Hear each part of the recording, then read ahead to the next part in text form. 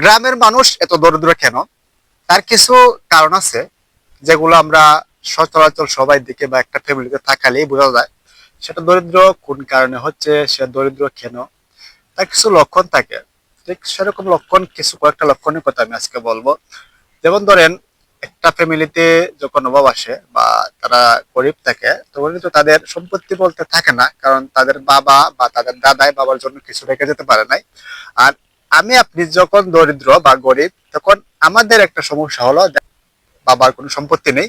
সেই কারণে আমরা দরিদ্র, আমরা চাইলেও কিন্তু উপর দিয়ে উঠতে পারি না। কারণ আমাদের যে নুন আনতে পান্তা পোড়ায়, এরকম একটা কথা আছে গ্রাম অঞ্চলে। ঠিক এরকম, যা কামাই করি তা বর্তমানে শেষ হয়ে যায়, মানে ভবিষ্যতের জন্য কিছু রাখাই যায় না। সেজন্য গ্রামের মানুষ দরিদ্র।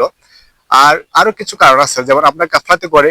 যেমন ধর, আমরা গ্রাম অঞ্চলে যারা আছি বেশিরভাগই কিন্তু 12 মাসের মাঝে 12 মাসে কিন্তু আমরা কাজ করি না।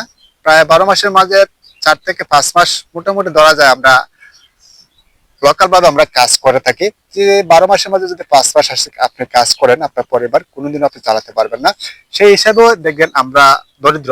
আরেকটা জিনিস হলো, ফ্যামিলিতে যখন আয়ের উৎস, যেমন কয়েকজন মানুষ থাকে যে আয় করতে পারবে, সেই আয় করতে পারবে যে সে যখন কাজে যায় না বা সে যখন কাজ করে না, তখন কিন্তু তার পরিবারে অটোমেটিকলি আর্থিক সমস্যা দেখা দেয়। তো